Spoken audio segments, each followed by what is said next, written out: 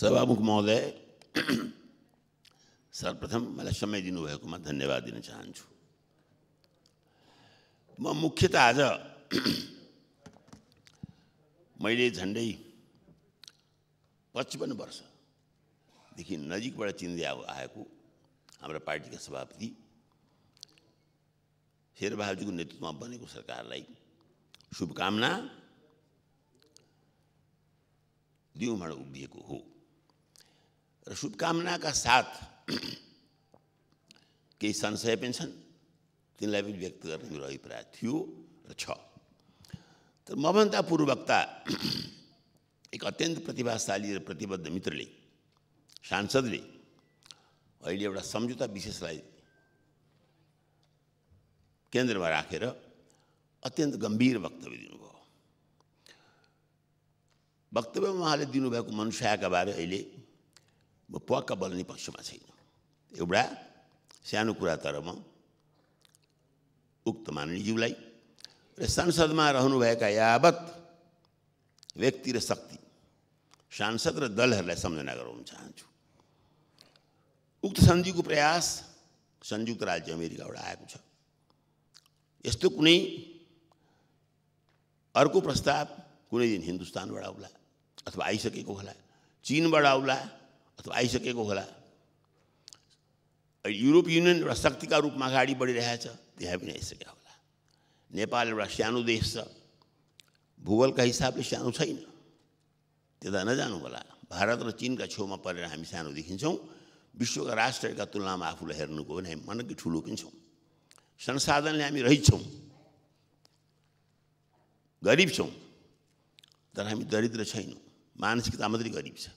हामीसँग भएको अक्षय र अद्भुत र अमूल्य प्राकृतिक स्रोतहरू, हाम्रा नदी नालादेखि पर्वतराज हिमालयसम्मका जुन निहित संसाधन छन्, हामीले च्याउन पनि भएको छैनौँ। हामीलाई त विदेशी डलरको मात्रै भोग छ, खोजी छ। यो ठुलो सांस्कृतिक विषय छ, राजनीतिक विषय मात्र छैन। तर त्यता जाने समयले मलाई छैन। अहिले म के भन्न चाहन्छु भने भारत, चीन, संयुक्त राज्य अमेरिका, अर्को शक्तिका रूपमा आकाङ्क्षी अनेकानेक राष्ट्र, युरोप युनियनदेखि जापानसम्म, ती देशमा विदेश नीतिका सिलसिलामा यत्रो ज्यादा तथ्यहीन र उग्र मतभेद हुन्छ। सानो प्रश्न छ मेरो। चाहे अमेरिका हेर्नुहोस्, चाहे भारत हेर्नुहोस्, चाहे चीन हेर्नुहोस्, ठिक छ, बेठिक छ, उनीहरूको जे दृष्टिकोण छ, नेपालप्रति आफ्नो दृष्टिकोण छ। त्यो ठिक छ कि बेठिक छ भन्दिनँ, ज्यादा बेठिक नै होला।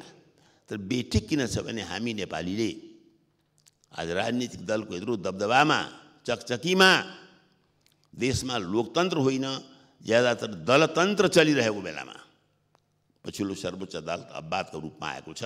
यो दलतन्त्रका माझमा हाम्रा सरोकारवाला दलहरू किन साझा विदेश नीति बनाउन सक्दैनन्? पूर्ववक्ता माननीयले जस्तै सारगर्भित कुरा भन्नुभए पनि यो सम्झना राख्न आवश्यक छ, जबसम्म मुलुकका सरोकारवालाहरू, मुलुकका सबै दलहरू र साझा विदेश नीतिका प्रति प्रतिबद्ध हुँदैनन्, हामीहरूमध्ये प्रत्येकले एकअर्कालाई तल देखाएर, उँचा देखाएर मुखको तितो मात्रै पोख्छौँ। अहिले यस खास सन्धिका बारे म टिप्पणी गर्न चाहन्न। हामी आत्मनिर्भर बन्दाखेरि हामी विदेशी सहायता बिना पनि बन्न सक्छौँ। हामीले हाम्रा देशका संसाधनलाई माल पाएर चाल्न पाएको शैलीमा अगाडि बढाइरहेको छौँ। कोही अपवाद छैन, कुनै मन्त्री अपवाद छैनन्, कुनै प्रधानमन्त्री अपवाद छैनन्। उनीहरूले आफ्नो आत्माभित्र चियाएका छैनन्, मुलुकभित्र हेरेका छैनन्, बाहिर बाहिर बाहिर मात्र हेरेका छन्। लिने कुरोमा पनि दिने कुरोमा पनि। यो विषयका लागि उभिएको थिइनँ। तर बडो विचारोत्तेजक ढङ्गबाट जिम्मेदार नेकपा एमालेका मित्रले यो कुरा भन्नुभएपछि मलाई ती कुरा भन्न मन लाग्यो। र लामो समयदेखि बारम्बार विभिन्न मञ्चबाट भनिराखेको छु, पहिले हामी साझा दृष्टिकोण बनाऊँ, भारतका प्रति, चीनका प्रति, अमेरिकाका प्रति। अनि कुन सन्धि खारेज गर्ने, कुन नगर्ने, कुन नराख्ने गरौँला। यो राष्ट्रिय नीतिको प्रश्न हो सभामुख महोदय। म उभिएको मूल कारण के थियो भने प्रधानमन्त्री शेरबहादुरलाई शुभकामना र बधाई पनि दिन, सँगसँगै उहाँलाई सम्झना गराउन, सानो कुरा सम्झना गर्नु होला। दोस्रो जनआन्दोलनको उपलब्धि, दोस्रो आन्दोलनको जनादेशका बेलामा हाम्रा तत्कालीन पार्टी सभापति गिरिजाप्रसाद कोइराला प्रधानमन्त्री हुनुहुन्थ्यो। उहाँको नेतृत्वमा नै 64 को अन्तरिम संविधान बन्यो। त्यस अन्तरिम संविधानका वाहक परिचालक संवाहक को थिए त? सबै त्यो अनुहार मोटामोटी रूपमा अहिलेको सरकारमा सामेल छन्। दीर्घकालीन सशस्त्र जनसङ्घर्ष थाल्नु भएर अन्ततः 12 बुँदे सम्झौतामा पुग्नुभएका नेकपा माओवादीका नेता सभामुख समेत त्यस्ता नेतृत्वमध्ये हुनुहुन्थ्यो। मधेस आन्दोलनका नाउँमा अन्तरिम संविधानलाई चुनौती दिने अर्का नेता एमाले पनि सहयात्री थियो। तर एमालेको त्यस समयको नेतृत्व र कदाचित अहिले पनि कार्यकर्ता पङ्क्तिमा टाउको गन्दा सांसदभन्दा बढी हैसियत राख्ने वर्तमान यस गठबन्धनका सहयोगी पूर्व प्रधानमन्त्री कमरेड माधव नेपाल सबै यहाँ छन् अहिले। र सँगसँगै दलको तानाशाहीभन्दा माथि उठेर विवेक प्रयोग गर्ने कतिपय स्वतन्त्र सांसद पनि। तर किन यो गठबन्धन किन? पञ्चायत कालमा चल्थ्यो मिलिजुली खान होइन भने यस गठबन्धनका प्रत्येक स्टेक होल्डरले प्रत्येक सहभागीले छातीमा हात राखेर सम्झिनु पर्यो गणतन्त्रको घोषणापछि अथवा संविधानको निर्माणपछि पनि बितेका वर्षहरूमा किन आम जनतालाई लागेन बल्ल हाम्रो पालो आएछ। लाखौँको रूपमा चप्पल लगाएर सडकमा उत्रिने नेपाली जनतालाई किन लागेन एहे अब त नयाँ नेपालको सुरुवात भएछ। यस मोर्चाका सबै सङ्गठकले खास गरी अध्यक्ष प्रचण्डले नेता बाबुराम भट्टराईले उपेन्द्र यादवले आदरणीय कमरेड माधव नेपालजीले सबैले सोच्नु पर्यो विगत 10 वर्ष कसरी गएछ त? यो सपनै सपनामा गयो के भएको थियो त? मैले यो व्यङ्गात्मक शैलीमा भनेको छैन, स्वप्नद्रष्टामध्ये म पनि हो। मुख्य कुरो के थियो माग? उर्दूमा एउटा प्रसिद्ध राम्रो कविता छ पाकिस्तानको समस्यालाई लिएर त्यहाँका कवि फैज अहमद लेखेको, जुन बिहान होला भने हिँडेथ्यौँ हामी त्यो बिहान त्यो रहन्छ। अर्कै पो समय आएछ त। हिंदी के कवि ने छन् कहाँ तो वादा था चिराग हर घर के लिए लेकिन पूरे शहर को भी चिराग मैसर नहीं। बड़ा आम जनता में जो असन्तोष आएको छ, नागरिक आन्दोलन फिर तात्तै हिँडेको छ, त्यसलाई बिर्सेर सर्वोच्च अदालतका विगतका 2 फैसलामा रमाउने काम नगर्नुहोस्। संघीय राज्यको नारा मधेसवादी पार्टीले उठाएको थियो, त्योभन्दा पहिले नेपाली कांग्रेस प्रजातान्त्रिकले प्रस्ताव गरिसकेको थियो। तर आज पनि संघीय राज्य कागजमा सीमित छ। सम्झना गराउन चाहन्छु सरकार जसको बनोस्, कोभिडको प्रतिकारमा स्थानीय सरकारले प्रशस्त काम गरेको छ। स्थानीय सरकारलाई कसरी शक्तिशाली बनाउनुहुन्छ यस विराट मोर्चाले सफल गरोस्। ठीक त्यस्तै अहिले पनि संघीय राज्यलाई चाहिने खालको निजामती ऐन प्रहरी ऐन बनेको छैन, यो सरकारले त्यो काम गरोस्। कोभिडका बारेमा खोप प्रधानमन्त्री भनिसक्नुभयो, त्यसको लागि उहाँलाई धन्यवाद छ। तर साथीहरूमा जुन एक प्रकारको असन्तोष निराशा सत्ताधारी पंक्तिमा आइरहेछ त्यसमा उहाँले ध्यान दिनुपर्छ। यो अवश्य हो कि वर्षौंदेखि बिग्रिएको व्यथिति एकै दिनमा केही गर्न सकिँदैन। त्यस्तै हामीले प्रधानमन्त्री वा सरकारको बारे फैसला गर्दा 100 दिनलाई हनीमुन भन्छन्, त्यसलाई पनि ध्यान दिनुपर्छ होला। मुख्य कुरो हाम्रो लक्ष्य के हो, हाम्रो मन्जिल के हो? मुख्य लक्ष्य र मन्जिल भने के छ भने हामीले बडो सकस गरेर बडो प्रयास गरेर यस संविधानलाई जोगाएका छौं। याद रहोस् सभामुख महोदय, म तो एक्लो सांसद हो नेपाली कांग्रेस भित्रबाट जसले यस संविधानका अन्तर्विरोध, यस संविधानको विसङ्गति, यहाँसम्म कि भाषागत त्रुटि समेतसँग आपत्ति जनाएर संसदको अन्तिम दिनमा मैले बहिष्कार गरेको थिएँ। मेरो हस्ताक्षर छैन संविधानमा। तर हाम्रो पार्टीभित्र अन्यमनस्क हुँदाहुँदै पनि यो संविधान बहाली हुनुपर्छ, संसद बहाली हुनुपर्छ भनेर कदाचित अत्यन्त ज्यादा तर गर्नेहरूमध्ये हामी केही साथीहरू थियौँ। किन त्यसो गर्नु पर्यो? मलाई लाग्यो संविधानमा जे त्रुटि भए पनि संसद सार्वभौम संसद स्थापना भइसकेपछि सार्वभौम संसदका माध्यमबाटै मधेसको, जनजातिको, दलितको, महिलाको, अन्य सीमान्तकृत समूहको समाधान गर्नुपर्छ। समाधान गर्नै पर्छ। संसदबाटै गर्नुपर्छ, यस संविधानका माध्यमबाटै गर्नुपर्छ। त्यसैले प्रधानमन्त्रीको एकातिर दिनानुदिनका समस्या छन्। उदाहरणका लागि खोपको कुरा आयो, हो खोप खोप खोप चाहिँ नै आवश्यकता हो। त्यति मात्र होइन, त्यतिकै महत्त्वपूर्ण कुरा त सुशासन। सुशासन शब्दको व्यापक अर्थ छ, तर सुशासन नहुने, बेलामा खोप नआउने, संविधानले बारम्बार चुनौती पाउने विगत प्रधानमन्त्री नै सही, भूतपूर्व प्रधानमन्त्री नै सही, उहाँले संविधानसँग खेलवाड गर्ने यत्रो आत्मविश्वास कहाँबाट ल्याउनु भयो? उहाँ पनि राजनीति गरिरहेका मान्छे हो, यस कारण ल्याउनु भयो, चाहे उहाँकै कारणले सही। उहाँलाई थाहा थियो आम जनता सरकारसँग, राज्यसँग, यो संविधानको कारणसँग सन्तुष्ट छैनन्।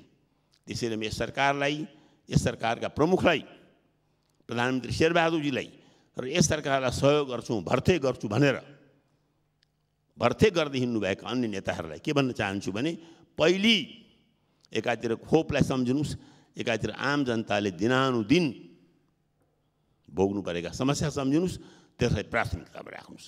र अन्तमा एउटा बडो शब्द प्रचलनमा थियो, सभामुख महोदयले पनि शब्द बडो प्रयोग गर्नुभयो होला, फ्युजन फ्युजन फ्युजन।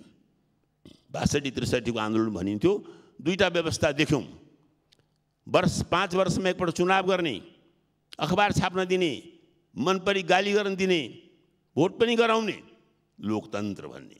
मान्छे भोका छन्, नाङ्गा छन्, मरिरहेका छन्, त्यही पनि लोकतन्त्र। अर्कोतिर एकदलीय व्यवस्था चलाउने, त्यसलाई नयाँ जनवाद भन्ने, तर सानो आन्दोलन पनि नगरी सोभियत युनियन हट्नुपर्ने। चीनको भविष्य पनि के हुन्छ थाहा छैन। यी दुईटालाई फ्युजन गर्ने नाममा हामी एक भएका थियौँ। गिरिजाप्रसादको नेतृत्वमा विश्वास गरेर नेकपा माओवादी मधेसवादी सरकारमा आएका थिए। त्यो फ्युजन विगत 15 वर्षमा हामीले कन्फ्युजन बनाएका छौँ। ठन्डा दिमागले नेपाली काङ्ग्रेसका वर्तमान सभापतिसँग बसेर सब कुरो सोच गरेर अध्यक्ष प्रचण्डदेखि अन्य सरकारवाला सबैले राम्ररी सोचिकन विगतका भुलहरूबाट सिकेर एकातिर नेपाली काङ्ग्रेसले सिक्नु परेको छ लोकतन्त्रको रूढ अर्थ, जडसूत्रीय अर्थबाट चल्दो रहन्छ लोकतन्त्र। लोकतन्त्र भनेको 5 वर्षको चुनाव मात्र होइन, लोकतन्त्र भनेको लेख्ने बोले आजादी मात्र पनि होइन, लोकतन्त्र धेरै गहिरो कुरा हो। मैले यहीँबाट चेतावनी दिएको थिएँ प्रधानमन्त्री ओलीलाई, लोकतन्त्र भनेको सङ्ख्यातन्त्र होइन। मैले राजीव गान्धीको उदाहरण दिएको थिएँ, इन्दिरा गान्धीको उदाहरण दिएको थिएँ। लोकतन्त्र सङ्ख्यातन्त्र होइन भन्ने कुरा पूर्व प्रधानमन्त्री ओलीले बुझ्नुभयो। अब यस नयाँ सरकारले पनि बुझ्नु परेको छ, लोकतन्त्रको मर्यादालाई राख्दै, लोकतन्त्रको मर्ममा पुग्दै लोकतन्त्रलाई बढीभन्दा बढी र्याडिकल जनमुखी कसरी बनाउने, यो दायित्व नेपाली काङ्ग्रेसको र नेपाली काङ्ग्रेस सभापति शेरबहादुरजीको हो। लोकतन्त्रको जडसूत्रवादी व्याख्याबाट हामी उठ्नु परेको छ प्रधानमन्त्रीजी। त्यस्तै 21औं शताब्दी आइसकेका छ।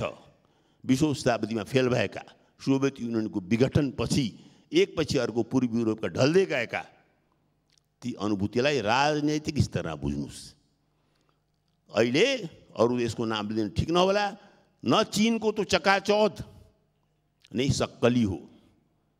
5-10 वर्षमा हामी रहन्न होला, त्यसको नक्कलीपना त्यसरी नै थाहा हुन्छ जसरी सोभियत युनियन गराम गुरुङ भएर पायो। न त नर्थ कोरियाका ती वंशानुगत साम्यवादी नै वास्तविक साम्यवाद हुन्। आउनुहोस् हामी नयाँ किसिमबाट 20औं शताब्दीको इतिहास हेरौँ। 20औं शताब्दीमा तथाकथित बेलायतमा जन्मिएको संसदीय व्यवस्था पनि नाङ्गिएको छ र जनवाद, बहुलवाद, बहुदलीय जनवाद पनि अल्पमत भएको छ। यिनीहरूलाई नसिकी, यिनीहरूलाई सम्मान नगरी, यिनीहरूलाई नबुझी हामी अगाडि बढ्न सक्दैनौँ। तर सम्मानको नाममा हामीले मात्र पुराना गीत गाएर, पुराना तन्त्र गाएर, पुराना शास्त्र भट्ट्याएर र शास्त्रका किमतमा लोकलाई बुझ्न हामीले छोड्यौँ भने इतिहासमा हाम्रो नाम मात्र रहन्छ। यसपटक यो सरकार असफल भयो भने शेरबहादुरजी असफल हुन्न, बुझ्नुहोस् सरकारवालाहरूले। यसपल्ट असफल भयो भने कदाचित संविधान असफल हुन्छ। संविधान असफल भएर पनि केही बिग्रिँदैन, व्यवस्था असफल हुन्छ। व्यवस्था असफल हुनु भनेको सोच्दा मात्र पनि कहाली लाग्छ मलाई। संविधानमा हस्ताक्षर नगरेको एक व्यक्तिमध्ये म भन्दैछु कि बाटो अर्को देख्दिनँ म, त्यसैले संविधान रक्षा गर्नुमा अग्रपङ्क्तिमा आएर बोलेको हुँ, लेखेको हुँ। अब अहिले टिप्पणी गर्ने पक्षमा छैन। एउटा मित्रले हनीमुनको कुरा गर्नुभयो, हो हनीमुन 100 दिन लाग्छ। 100 दिनभन्दा बढी समय लिनुहोस्, आफ्ना लक्ष्यका बारे स्पष्ट हुनुहोस्। वर्षौं पहिले यसरी नै सदनबाट बोल्दै मैले तत्कालीन प्रधानमन्त्री मनमोहनजीलाई भनेको थिएँ र कांग्रेसी मित्रलाई सम्झाएका थिएँ, मनमोहनजी भर्खर प्रधानमन्त्री हुनुभएको छ, हेर्दै जाउँ न, नाच्यो। त्यसले सिलसिला मैले भनेको थिएँ, हम अभी से किस तरह बेवफा उनको कहें, मंजिल की बात है रास्ते में क्या कहें। यो गठबन्धनलाई पनि आजै आलोचना गर्न चाहन्न म। यस गठबन्धनले आफ्नो लक्ष्य पुरा गरोस्, यो मेरो शुभकामना छ।